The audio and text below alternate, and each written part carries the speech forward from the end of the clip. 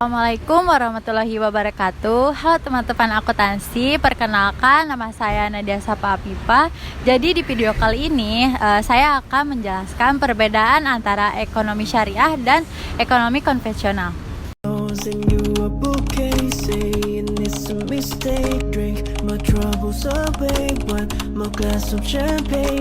Jadi teman-teman perlu ketahui, ekonomi merupakan salah satu aktivitas yang tidak bisa dilepaskan dari kehidupan manusia. Ekonomi yang dijalankan berdasarkan ajaran atau syariat Islam dikenal sebagai ekonomi syariah. Ekonomi syariah adalah cabang ilmu pengetahuan yang berupaya memandang, menganalisis, dan menyelesaikan permasalahan ekonomi sesuai dengan syariat Islam. Syariat itu sendiri adalah peraturan hidup bagi manusia sesuai ajaran dalam Al-Quran dan hadis.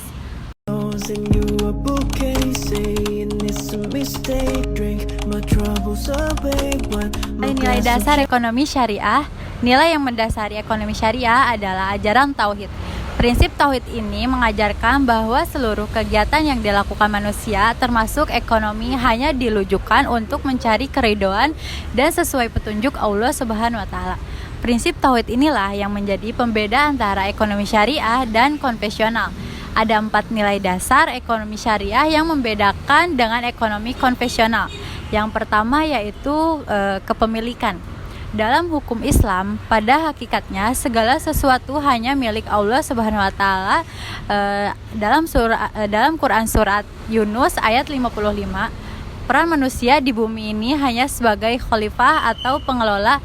Hal itu sesuai dengan surat Al-Baqarah ayat 195 yang berbunyi, dan belanjakanlah harta bendamu di jalan Allah, dan janganlah kamu menjatuhkan dirimu sendiri ke dalam kebinasaan, dan berbuat baiklah karena sesungguhnya Allah menyukai orang yang berbuat baik.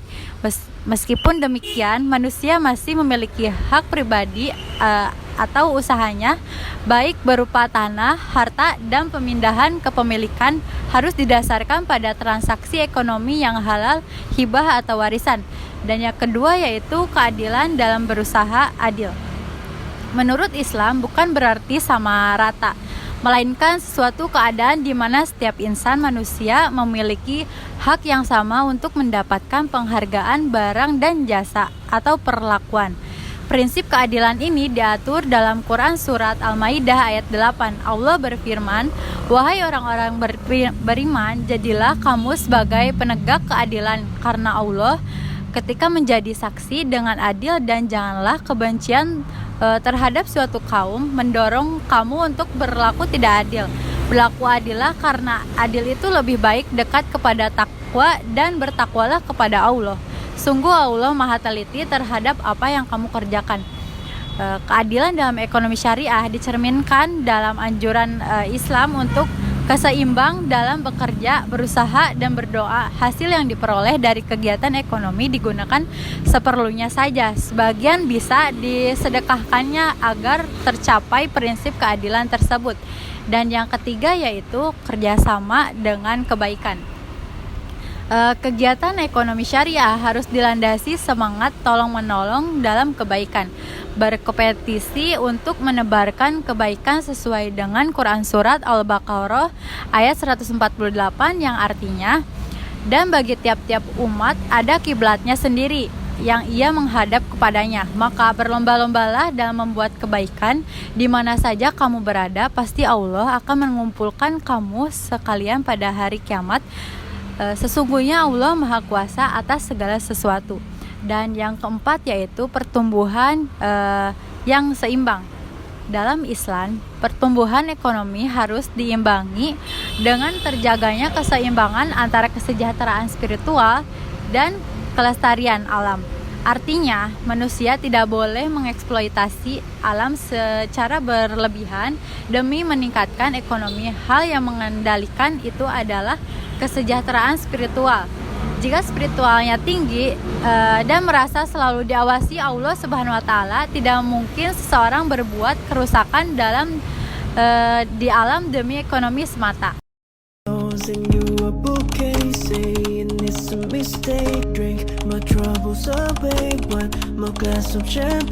Materi yang kedua yaitu prinsip-prinsip ekonomi syariah.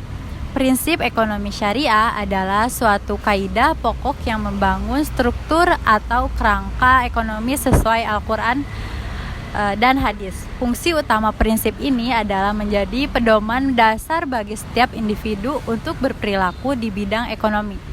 Prinsip ekonomi syariah dirumuskan menjadi 6 poin, yaitu sebagai berikut. Yang pertama yaitu pengendalian harta individu.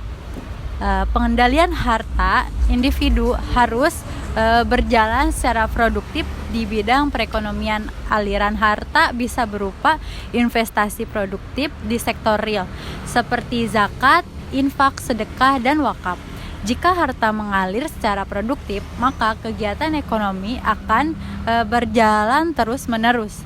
Dan yang kedua yaitu distribusi pendapatan yang eksklusif. Distribusi pendapatan dan kesempatan bertujuan untuk menjamin inklusivitas perekonomi bagi seluruh masyarakat. Itulah mengapa distribusi dari masyarakat dengan harta melebihi nisab bisa disalurkan dalam bentuk zakat untuk 8 golongan seperti fakir, miskin, amil, mu'alaf, hamba sahaya, gharim, fisabilillah, dan ibnu sabil. Dan yang ketiga yaitu optimalisasi bisnis atau jual beli dan berbagi risiko setiap bisnis yang dijalankan. Berdasarkan ekonomi syariah selalu menekankan sistem bagi hasil yang risiko. Ketika mendapat keuntungan, maka keuntungan tersebut bisa dibagi kepada para pemilik modal dengan adil. Namun ketika mengalami kerugian, maka kerugian itu pun ditanggung bersama. Dan yang keempat yaitu transaksi keuangan terkait erat dengan sektor real. Setiap transaksi keuangan yang berdasarkan ekonomi syariah harus dijalankan pada sektor real. Dalam perspektif Islam, aktivitas ekonomi harus mampu mendorong berkembangnya sektor real seperti perdagangan, pertanian, industri, dan jasa. Hal yang ditekankan pada ekonomi syariah adalah tidak adanya tolerir untuk aktivitas ekonomi non-real seperti perdagangan, perdagangan uang, perbankan, sistem riba, dan lain-lain. Dan yang kelima yaitu partisipasi sosial kepentingan publik. Dalam Islam, seseorang yang memiliki harta harus ikut berpartisipasi membangun kepentingan bersama. Misalnya saja mewakafkan tanah untuk rumah sakit, membeli suku untuk membangun jalan, dan sebagainya. Jika diimplementasikan dalam kehidupan sehari-hari dan dikelola secara optimal, prinsip ini bisa menambah sumber daya publik dalam kegiatan aktif perekonomian. Dan yang terakhir yaitu transaksi muamalat. Transaksi muamalat mencerminkan kegiatan ekonomi khususnya perdagangan yang dipraktikkan oleh Rasulullah SAW saat berdagang di Madinah. Nilai yang terkandung dalam transaksi muamalat adalah menjunjung tinggi keadilan serta kerjasama dan keseimbangan. Setiap transaksi haruslah mematuhi aturan yang ditetapkan oleh syariat.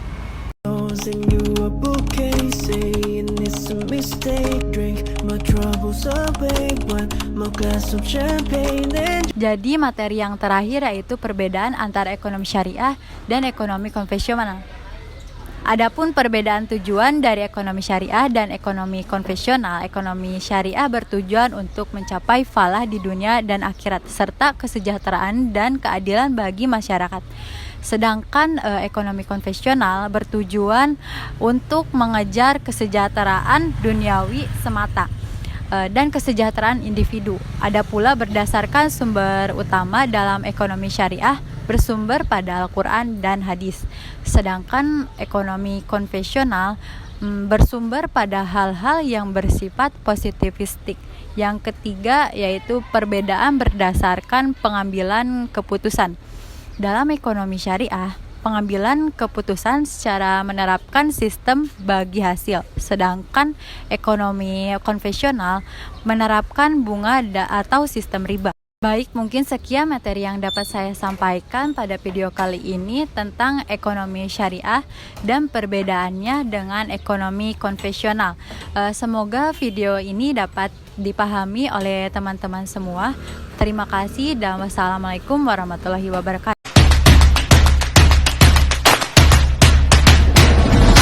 All you gotta do is just meet me at the Ceripit tulang bajing, kacapit ku bulu pare seseketna. Ceripit tulang bajing.